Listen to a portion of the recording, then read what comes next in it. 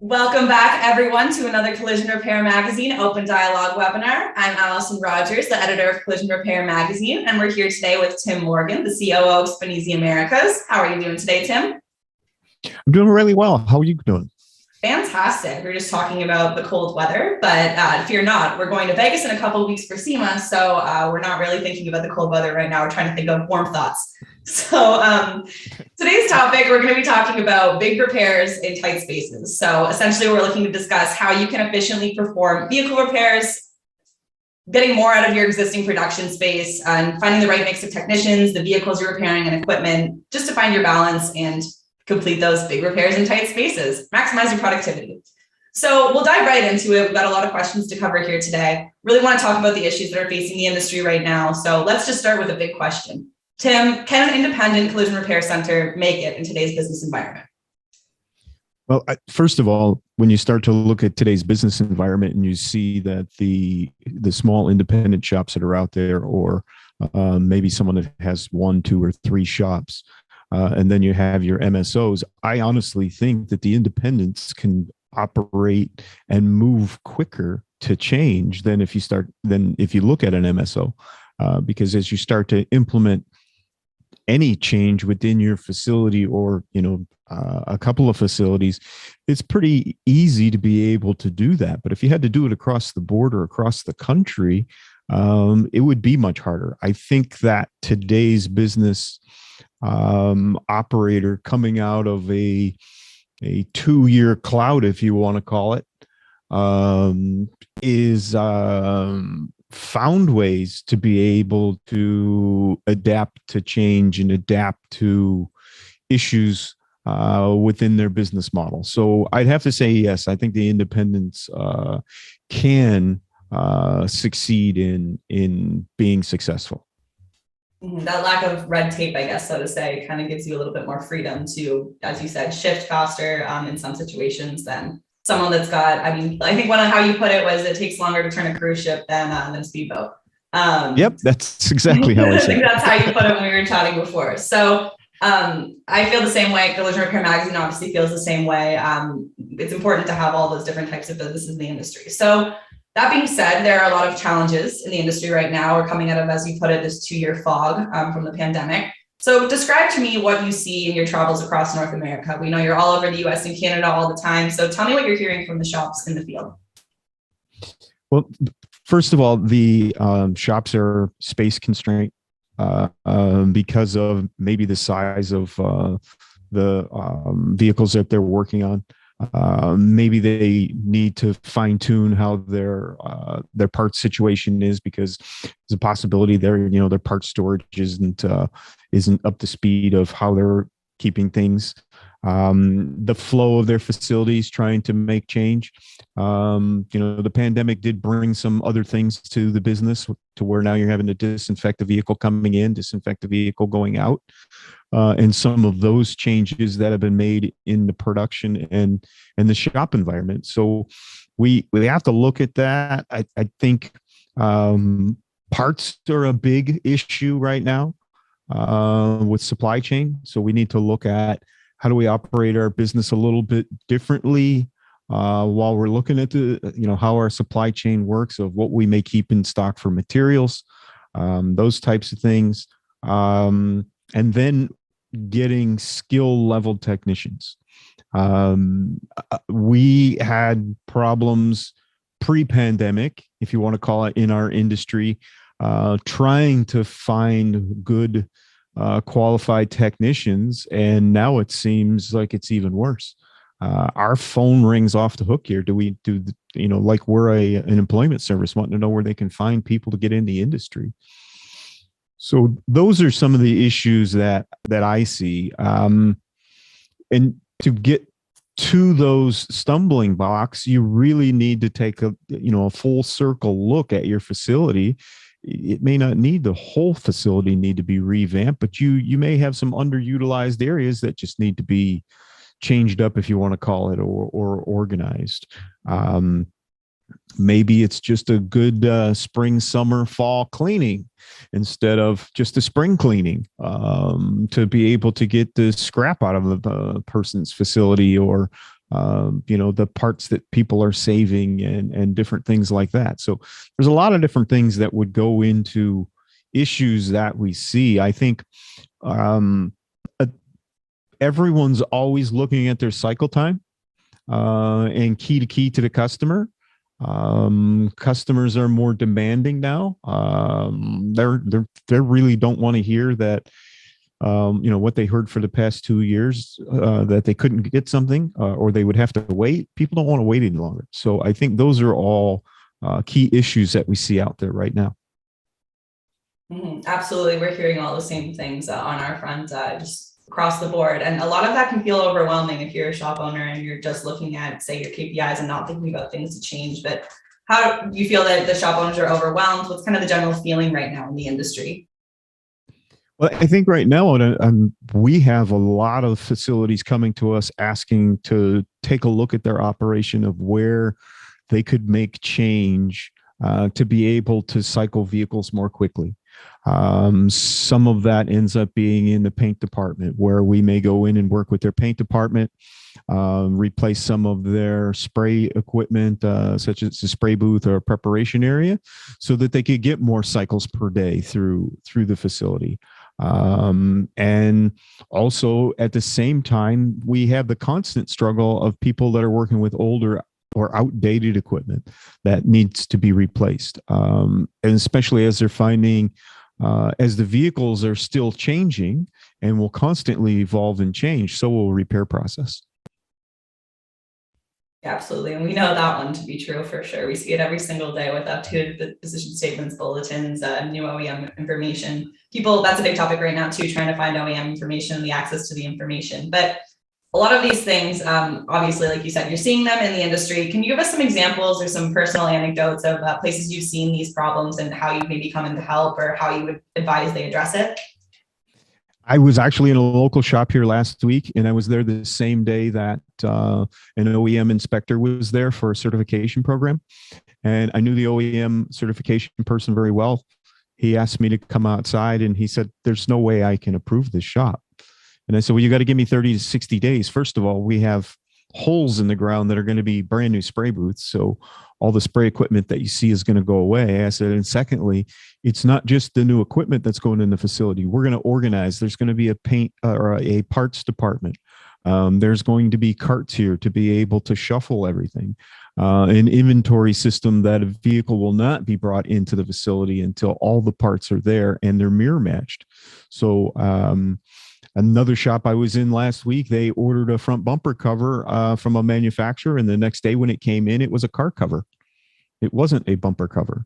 So had they already loaded that vehicle into the facility thinking that part's going to be there the next day, and it's not, now we have another bottleneck.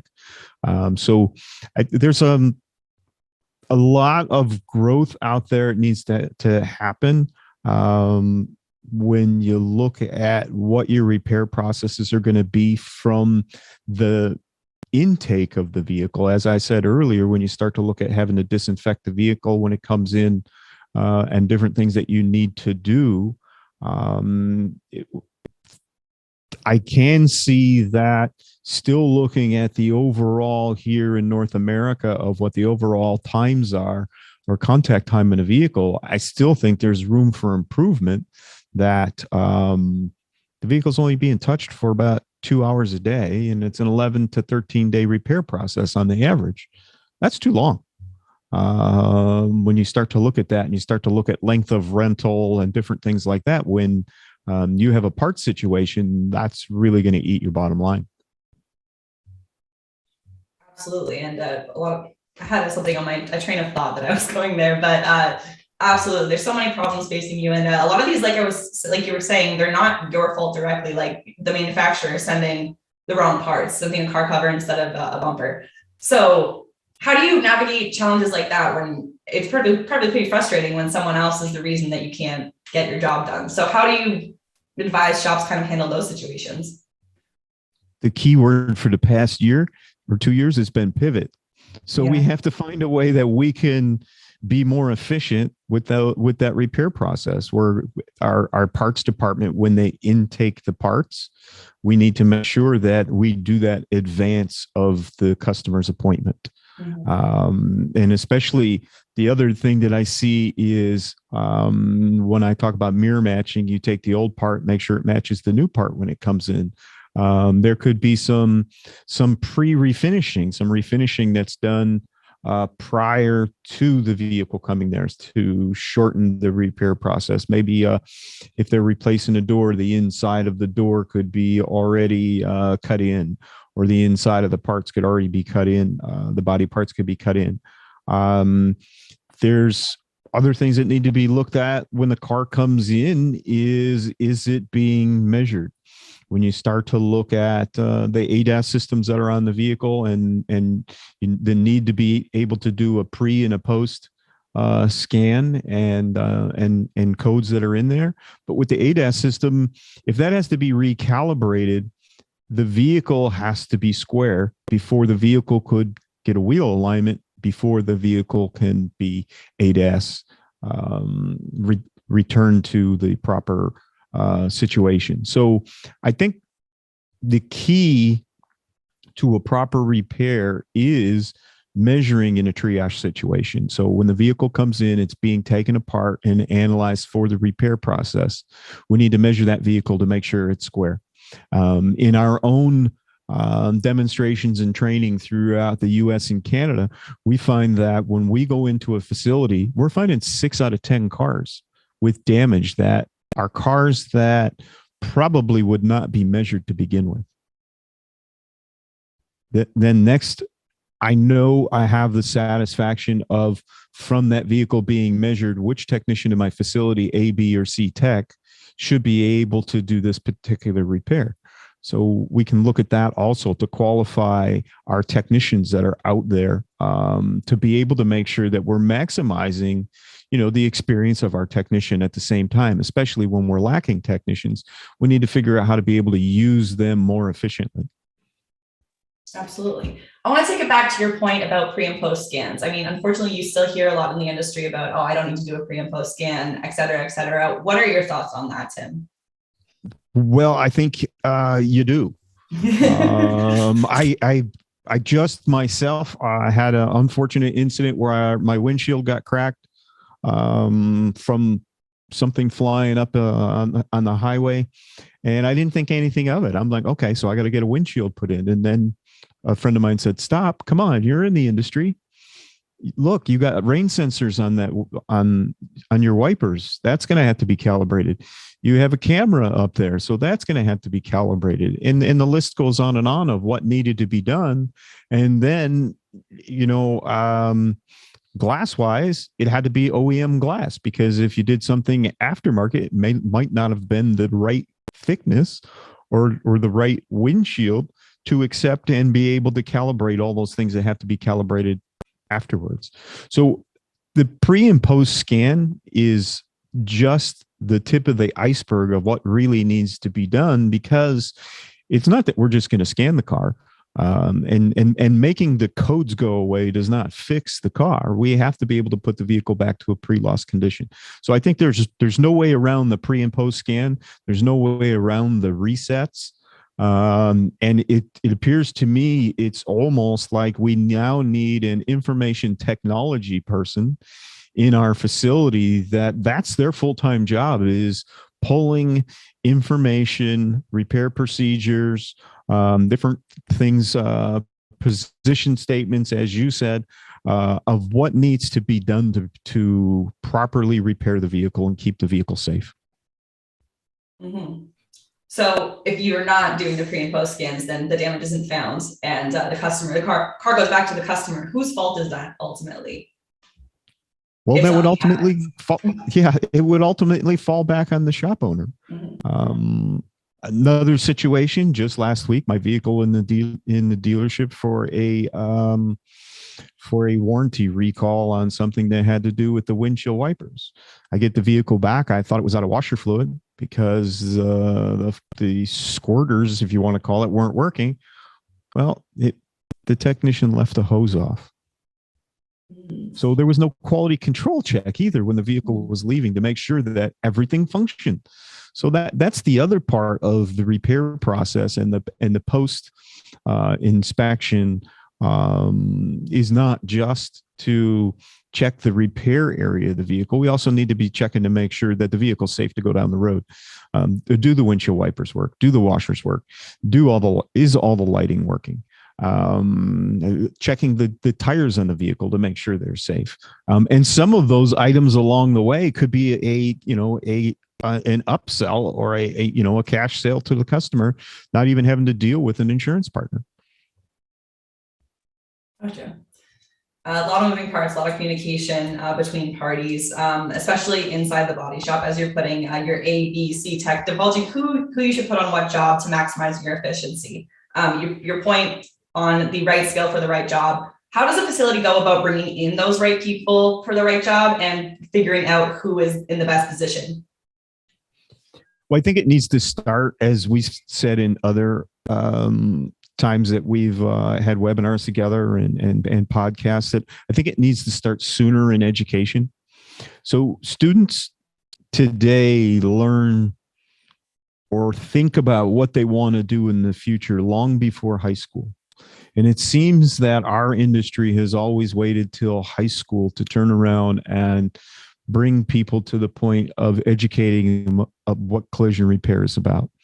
And there's a lot of different segments of collision repair. You're in the collision repair business. I'm in the collision repair business.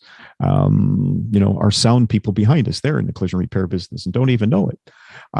So there's a lot of things to look at when you start to put this all together. Is we need to get to the schools sooner. The shops need to volunteer on the school level to try and help the program. A lot of school programs are struggling, not just for funding, but to find teachers, to find students to go into the vocation. Because if you really look at it, everybody says, oh, I got to take my car to the body shop. Well, that's not really the fact. I mean, there's so many different things that are in the industry, and it's been a good industry for me. I'm 60 years old and I started in this industry when I was 14. So it's always been good to me. And I think that when you get technicians on board with you, they have to grow with your business. So that means that they're going to need to be retrained. They're going to need to go to some OEM training centers, like the one that we just partnered with up in the Toronto market, to be able to get the right training, whether it's on a Spinisi piece of equipment or it's on a Volkswagen, Audi, a Porsche, or a Toyota, or a Ford. Every single vehicle is built differently, and there's training process that goes with it. So I think that's the other thing that that I think is really necessary, is that shop owners need to invest in their staff, to make sure that they're ready to meet the needs of not just today, but the vehicles coming tomorrow also.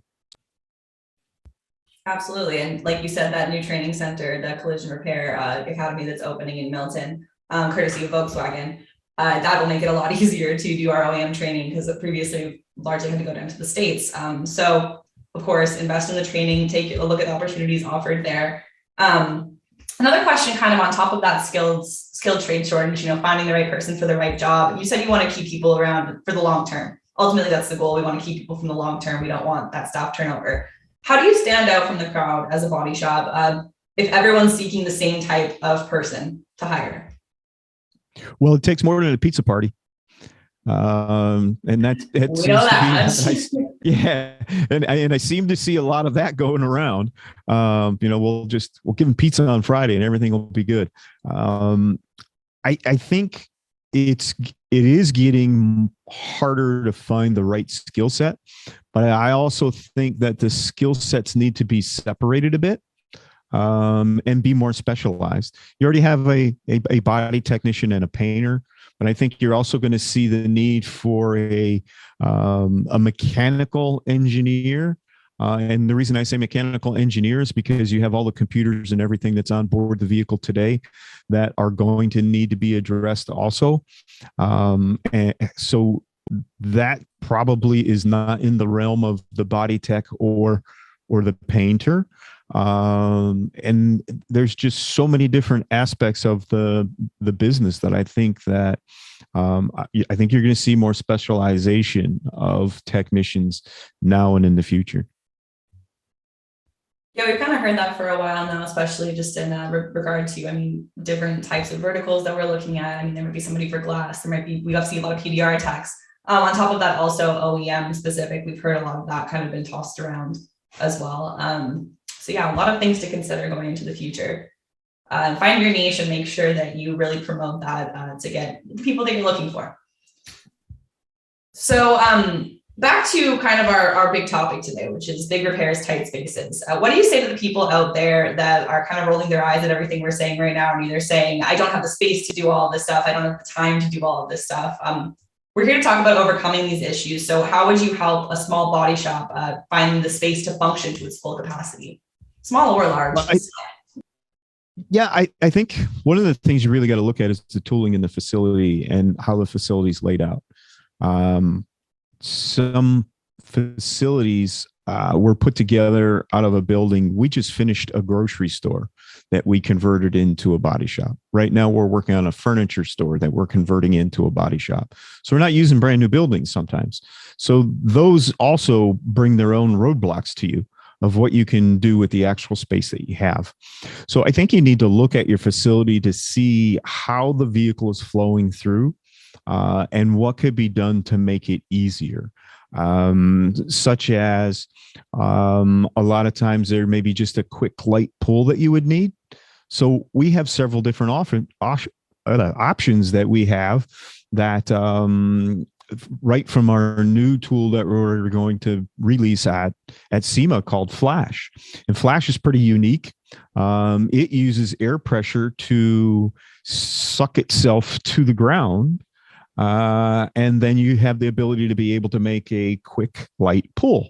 So I don't need to have a bay anymore. I can, if I have something light that I have to move, I don't have to find a bay that has pots in it. I don't have to drill holes in the floor of the building to put pots in.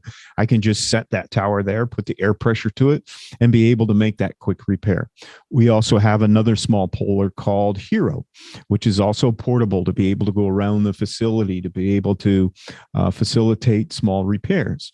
From there, you're going to move into one of the things that we've been very popular with is our multi-bench.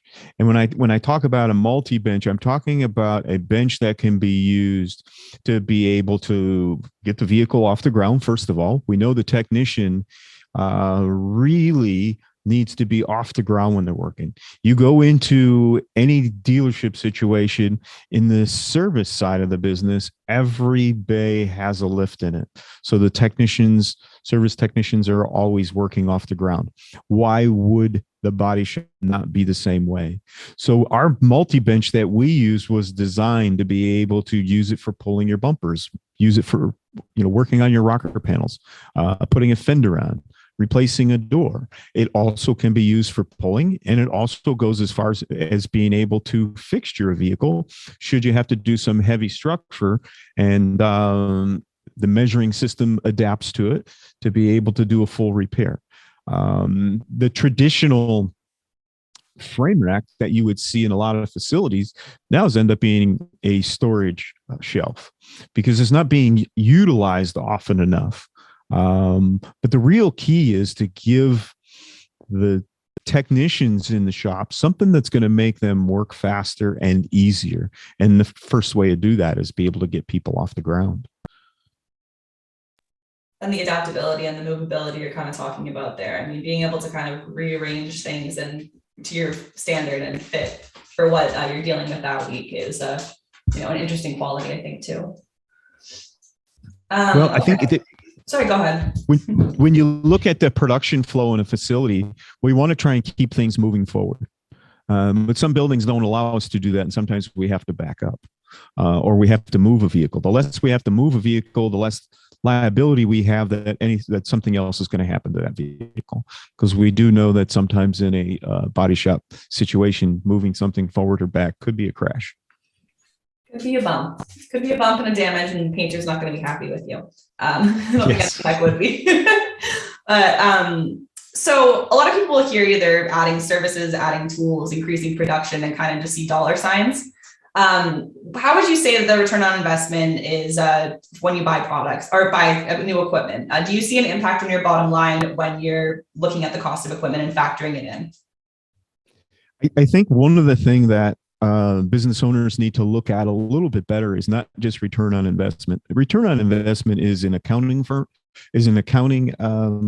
theory of how long it takes to be able to write off a piece of equipment and how long do I have to use the equipment before it's paid off. The real thing to look at is return on time investment. So if I invest in a piece of equipment, how much more time can I get out of either my technician, or how much more production am I going to get out of my facility by adding that piece of equipment, say a measuring system. If I turn around and I take a measuring system and I add a measuring system to the mix, and I, from our personal experience, find that we find damage in 6 out of 10 cars that were probably not going to be measured, there's 6 vehicles that are going to have additional repair times. And not just additional repair times for the structural pull, but think about everything that you touch is going to have some refinish time and some refinish time to be able to go with it. It's going to have corrosion protection to be able to go with it. So it ends up multiplying. So you could find 2-3 hours of structure in a car, which then adds 4 hours of paint time and an hour and a half of corrosion protection, which overall brings you up over an added 10 hours to that particular job. So I think today, you can't just look at a piece of equipment and say, wow, I can't afford that. It's more like I can't afford not to, and why. Average measuring system pays for itself in 6 months if the person is taking the printout and being able to adapt that back to their repair plan and charge for it. Absolutely. And I think we're all guilty of looking at the price tag, but it is important to think about, like you just said, 6 months down the line, if you're using that piece of equipment properly, which again, that's something that a lot of shops do struggle with as well. But if you're using it properly, it pays off in the end. To that point, how do you avoid not using the piece of equipment improperly, making sure you're taking advantage of this piece of equipment and using it to its full potential? Well, I think you find that most, and I go back to the measuring system because that's probably the most popular. Most measuring systems require updates. So you're going to have a quarterly or semi-annual or annual update that they're going to need to be able to have. It's important that you have that. Vehicles do change, platforms change on cars. So the data from the OEM manufacturer also changes with repair procedures, which would mean that the data in that computer system may change. If you're not using that system, you might as well think of how much you're losing every day, because when I'm using it, I'm gaining. When I'm not using it, I'm losing. And I'm not just losing the dollars and cents that I would be charging on that repair order. I'm compromising the quality of my repair. And I don't have the documentation to prove that it was repaired correctly. Because if I do find structural damage and I document it and I repair it, I now have an after printout to show that, yes, I did put it back to specification. And as we start to look at the price of vehicles have gone up in the past 2 years over 10%. So when the customer invests in a vehicle today, they're more looking at a quality repair and making sure that they're maintaining value. And the only way to maintain the value of that vehicle, if it is involved in a collision, would be to have the documentation to prove that it's right. Mm-hmm. Absolutely. I think that's crucial. And that's something you hear a lot more. I was just at an event a couple of weeks ago that was just hammering home documentation. And it's really important just with part shortages too, and making sure your communication is just very clear with the customer, because it can end you up in not a very good place. We've seen the global news and the CBC articles about customers complaining about parts shortages. So being transparent, having that documentation, making sure everything is recorded is very critical.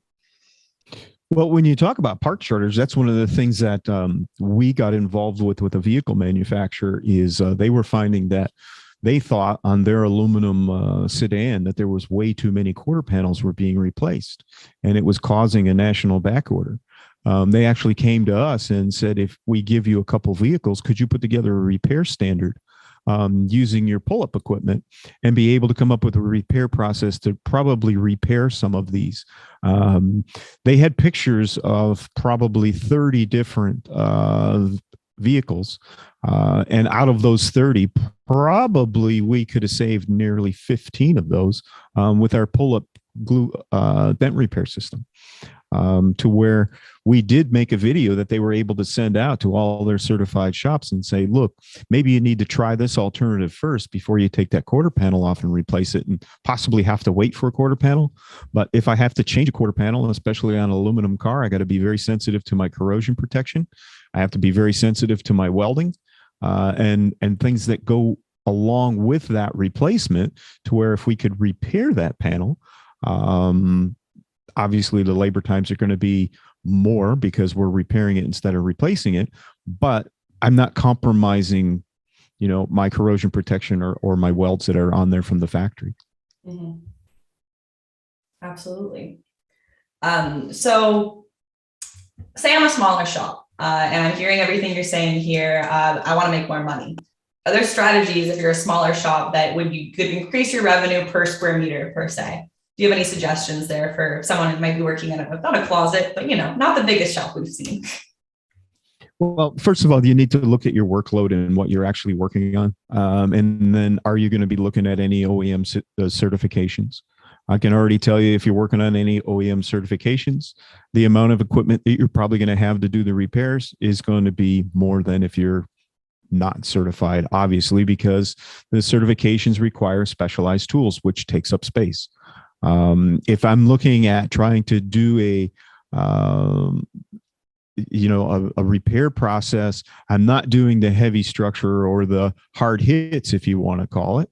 I probably don't need the full size large frame rack in my facility. I probably could get away with using a multi-bench, for instance, to be able to bring the vehicle in, do just about every repair on that particular tool, and make my technician more efficient, because he or she's working off the ground and not on the ground. Climbing around, changing a bumper cover, that sort of thing, or jacking a car and putting jack stands up underneath it. Let's get the person standing up. Let's get the person, working on their feet. They're going to be more productive. And we find that with a multi-bench in a repair area, that repair area ends up being increase the volume of what goes through there by about 20%. Interesting. Is there potential, say some of these smaller shops might hear at some of this and be like, okay, do I have to add actual space onto that? Do I have to add production space, or am I good to just continue on and kind of rearrange my space? Because some people won't believe that you can increase your productivity in a small space without, changing much. Well, I think you really need to look at your facility and how your facility is laid out. I see a lot of people that if they'd move their scrap outside, they'd end up with one more, repair area. I seen some pretty easy things by putting a $2,000 shipping container out in the back lot to be able to store parts was enough to be able to get them one more area to be able to work in their facility. So there's some pretty simple things that can be done, or maybe it's just you put a canopy over top of your bay areas to store parts up above. There's a lot of creative things that you can do to be able to increase your productivity. There's another thing that sometimes people don't take in the mind when they're turning around and they're looking at, I can't get enough repairs through this facility. We need to probably get away from the traditional 8 to 5 repair process. Maybe we need a second shift. Maybe that second shift is just for the paint department. Let the painters, work another to be able to be ready to go the next day. Or is it that the painter isn't being fed enough, so they need to have more production on the body space? So maybe expand and use that same square footage for 16 hours a day or 24 hours a day if you're that busy. 24 hours. Wow. Around the clock. There are some people that do it for sure. So The don't car count manufacturers do it. exactly. Don't count yourself out, guys. You're laughing in the chat right now. All right. So, wow, again, I lost my train of thought here. We're talking about, you were mentioning things, small strategies about, adding a canopy, so you can store your parts above, you can moving a $2,000 shipping container outside. Why do you think some of these things go so overlooked when they're really just small, simple fixes? Well, just like in my own business here, there are days I am a fireman. I'm running around trying to put out fires. So as shop owners and managers, they have a pretty hectic balance on how to be able to, keep everybody moving, keeping the things flowing. I mean, I'm in shops all the time, and I laugh how many times I see owners out working, buffing cars, or they're washing cars or something like that to keep the flow going, because they're, because they're short staffed. I have a personal friend down south of us here, and I'm texting him one day. He's not getting back to me. And about 4 o'clock in the afternoon, he's like, "Hey, I had 5 cars I had to paint today. My painter's not here." So, they're being firemen. They're busy trying to take care of other things that sometimes they just overlook something that's very easy. To the fact that I went to look at another facility not too far from here, and guy said he wanted to add on to the building. And I said, "How much is it to store your 4 antique cars offsite instead of building a building?" It was that simple. Remove 4 cars from the building. We have 4 more working days. Think outside the box. Yeah, and it's hard whenever we don't want to discredit, like, obviously, like you're saying, everyone's running around putting out fires. We all know that everyone's busy, and that's why some of these things get overlooked.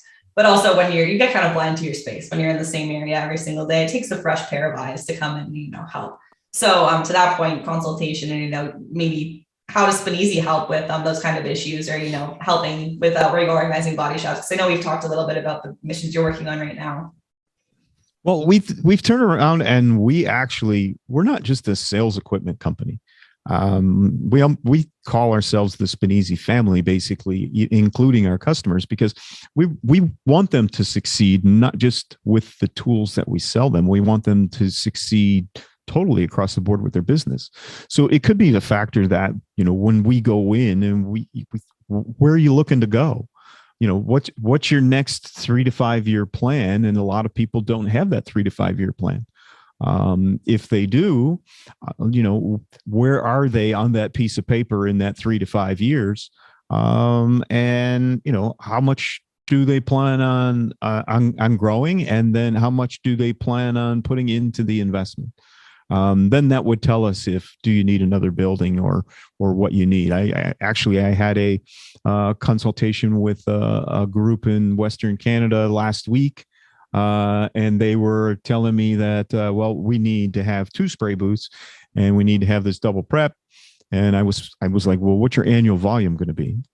And then when we broke down their annual volume to a weekly basis, they only needed really 1 spray booth that could put out 7-8 cycles a day, and a double prep that they could take some cycles through that also. So we're not just there to sell the equipment. We're there to also advise of how they can manage their business better. Here locally, we've even hooked them up with payroll companies. We've hooked them up with accounting services and marketing people to be able to help them make their business grow. So if we don't have it in-house, we'll find some consultant or someone that can be able to help them be able to get to the goals they want. But I think the first thing is, okay, we're sitting here with the bat and the ball, and we're getting ready to take that big hit. How far is that first hit going to be? And what's going to get us to first base? Maybe it's a measuring system first, so that we can start generating more dollars and gaining quality control.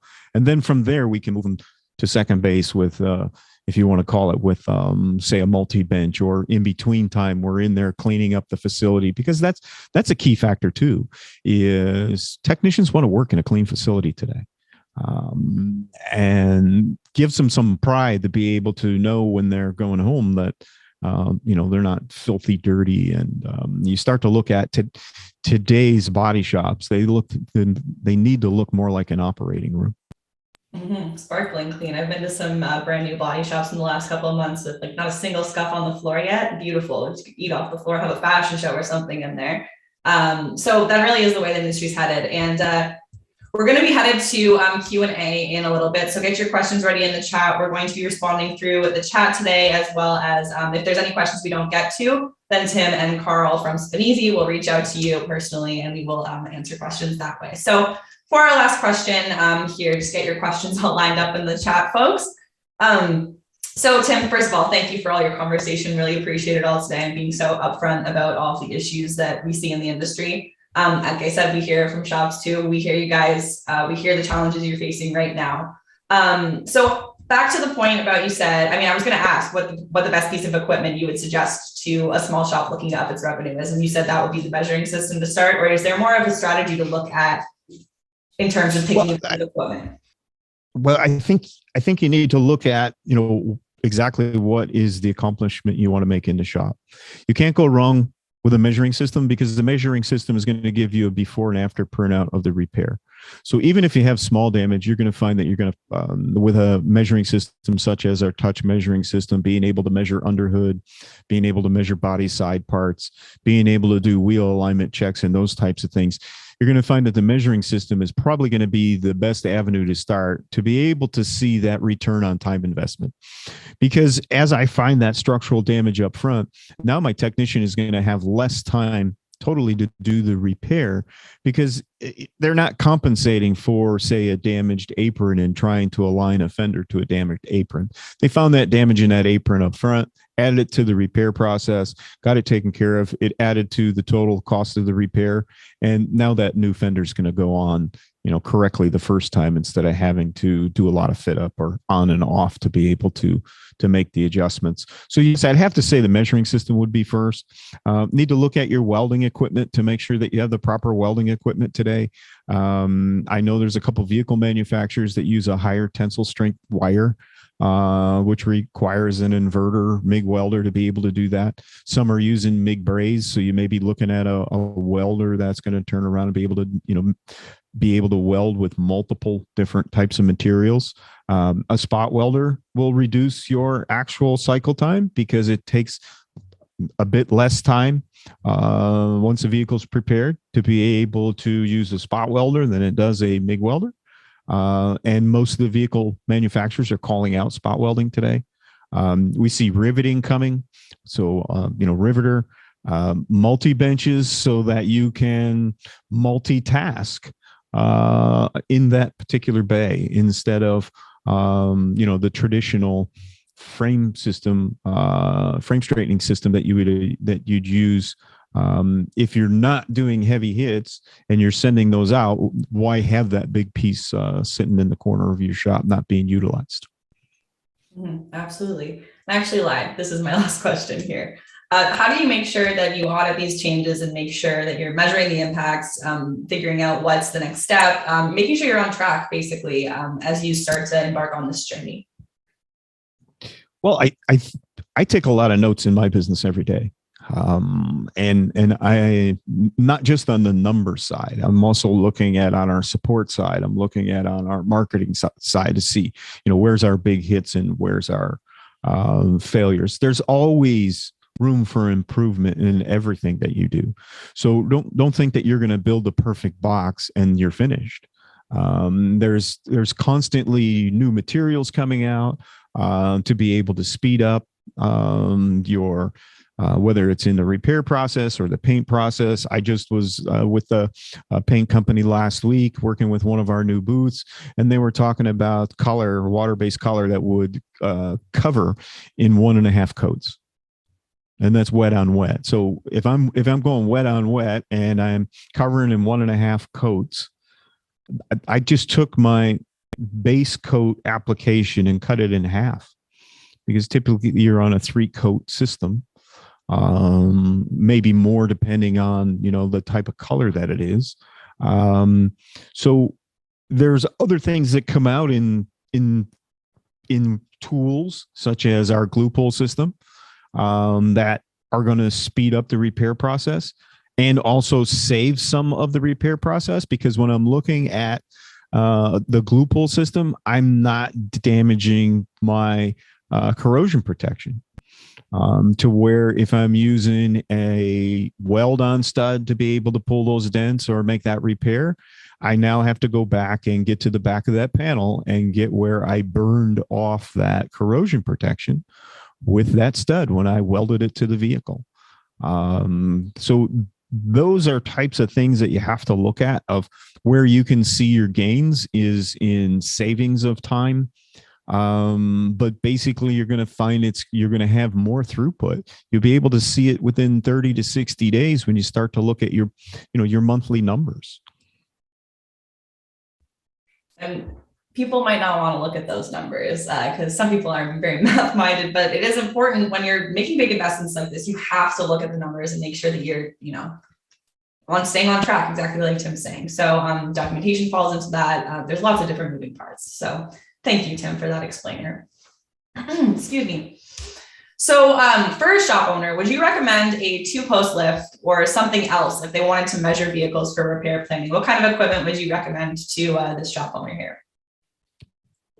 Well, a twin post lift is a very good mechanical tool to have in the facility to be able to, yes, use it for measuring. Our measuring system slides right underneath the center of a two-post lift. So you'll be able to measure the bottom side of the car, then take the car down, measure the top side while it's sitting on the ground. Very good tool. But if my shop is limited in size, why would I want to put that big twin post lift in the facility when I would be much better off with a multi-bench that I could use that bay for more than a lift? I'm going to be doing all my repairs on that multi-bench. And if I have to do pulling, all I have to do is attach the tower to that multi-bench. And so I'm utilizing the tool as 2 to 3 different tools instead of one twin post lift. Mm-hmm. But if you have the space, a twin post lift is a quick, easy way to be able to get a measurement on a vehicle. What would you say the space requirements? I mean, there's probably a scope there, but for someone that might not be sure about if they can fit a 2-post lift or not, what do you think? Well, a 2-post lift, you're probably looking at about more than 9 to 10 feet, because your average bay is about 8 feet to be able to slide a car in, mm-hmm. In width. So then you have to add a couple feet to that to be able to get to the outside and be able to open the doors. And with a multi-bench system, we're only looking at something that's 13 feet long and about 7 feet wide total. And the other thing that you have with the twin post lift is now I have to get down on my hands and knees to be able to set the pads, to be able to bring the vehicle up. And with a multi-bench such as ours, I'm just going to drive the vehicle on and raise the vehicle up. Mm-hmm. So I have less labor operation, and I'm more ergonomic because I'm not down on my hands and knees setting those pads. So you mentioned space. On the topic of space, we've also got some questions here about ADAS. If space requirements for ADAS, this person's been looking to do ADAS scanning calibrations. They don't have a ton of room, and they also are looking for a bunch of crazy requirements when it comes to space. What do you recommend for a small shop owner that's looking to bring on ADAS calibration? Outsource it. It's as simple as that. It does take up a lot of space. If you would sit down and calculate everything that you would need to be able to do every particular vehicle coming in your facility, you're going to have a big outlay of cash for the targets that are necessary, the tools that are necessary. Some are OEM related tools. So I think, and we're already seeing it in a lot of markets, where you have a specialty vehicle that pulls up and does those calibrations for you, or they have a facility within your district to be able to have the vehicle brought to them and be able to do that there. I've already seen on Facebook where people have bought the equipment, found they can't utilize it correctly, and it's already up on Marketplace for sale. So Sorry, my audio there. On Marketplace, of all places. Is that a good strategy to take for people listening? Check Marketplace for equipment? Well, every once in a while we see some things there. Not much of ours, because people, when they get our equipment, they like to keep it. Absolutely. So when you're saying outsource it, how does one go about choosing a reliable partner to outsource technology like that? Because like we're saying, if the car gets returned to the customer, there's damage on it. If you're outsourcing something like that, you want to make sure you fully trust the person you're putting in the car in hands of. Well, first of all, I want the car brought back with some documentation. Or even if you're delivering the car, you better get some documentation back to show what has been done to the vehicle. It's just like a job interview, I guess. You'd want to interview them to find out what makes and models they actually can operate on, and have equipment to be able to do so. We've had some equipment here that we thought would work on every single vehicle, and then dove into one, and we didn't have the right tool. So then you have to search for the right tool to be able to do that. So I think it's, like I said, a job interview. What can what can you repair, and what tools do you have to be able to do the repair? But I think you're going to find over time that this is going to be a specialized area that I do know some car dealerships aren't even outfitted to be able to do some of those operations. Well, yeah, because like you're mentioning, there's a lot of different parts that you need to consider here. And sorry, I just got a funny question in the chat.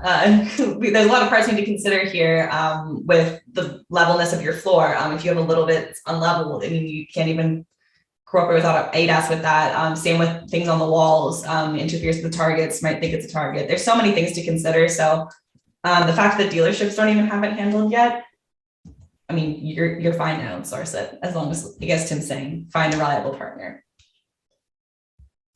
All right, so we've got from Calgary, I'm looking to replace my big rack with a new bench that will accommodate up to a Sprinter van or medium duty trucks. Do I need a twin pulling column system that has the same footprint, or can I go with something smaller with better capabilities? Well, I think when you're looking at today's repairs, you're going to see that more and more, excuse me a second, the more and more need for fixturing, which means that you're going to have to have a dedicated area that you're going to put in a larger frame rack that has a lift capacity to be able to lift one of those, because it's not the Sprinter itself, it's how they're outfitted. So you want to make sure that you have something that has about an 11,000 pound lift or something like that. Do you really need two pull towers anymore? I think you see from the repair process that there's a lot less pulling and a lot more anchoring and fixturing. So a lot of times in a traditional frame rack, that second tower was used to be able to help hold or anchor. To where now with a universal fixturing system, I have a positive anchoring system that's going to hold the vehicle in place. I'm going to make the pulls that's necessary. Then I'm going to cut the part off and replace it. So you don't need that big. In our office here, we call them boat anchors. You need a good bench with a universal fixturing system with an adjustable height lift to be able to work on the vehicle from top or bottom.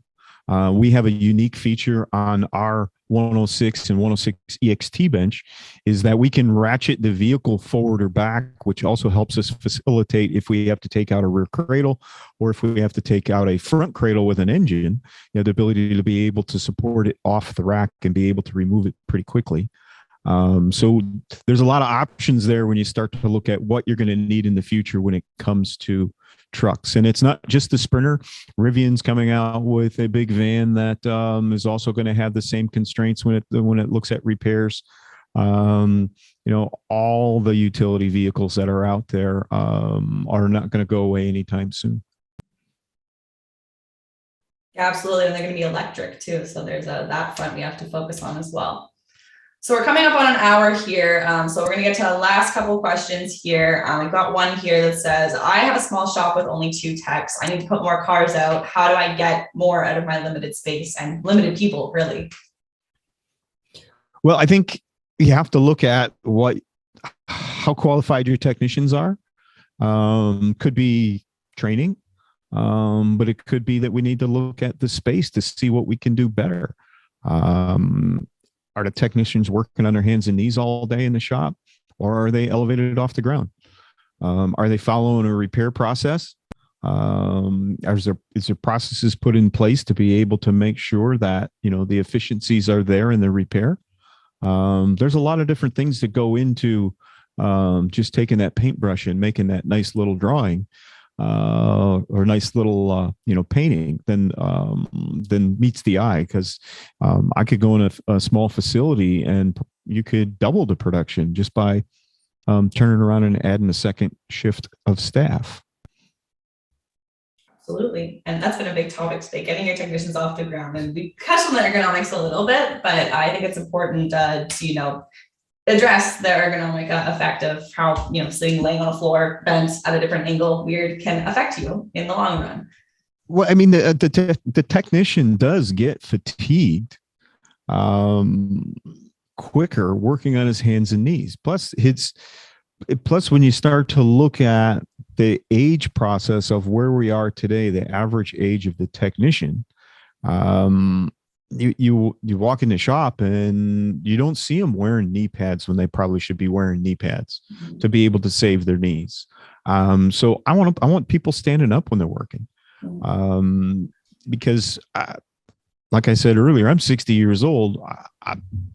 I'm not going to be down on my hands and knees working if I could be standing up doing something. It's much more productive. Yes. And at the end of the day, at 60 years old, you go home tired. I go home tired. You get standing desks and everything. Everyone's standing nowadays. It's the trend. Stand. Get your text to stand. All right. Well, on that note, I guess we'll close it off. It's been about an hour here. So thank you so much to everyone for tuning in. If we didn't get to your questions, we will connect you with Tim and the Spin Easy team to answer any questions that have been put on the line here today. So thank you so much, Tim. Is there anything else you want to say to the audience before you head off? Thank you so much again for all your insight. No, I guess all I'll say is I'll see you at SEMA and see anyone else at SEMA that's going to be there. We're going to be in the South Hall upstairs in booth 32205. I don't have our booth number memorized yet, but we'll put it in the description. We'll be at SEMA as well, also in the upper hall, but stay tuned for our booth number. We'll see everyone there, and we hope you enjoyed this dialogue session. Have a great day.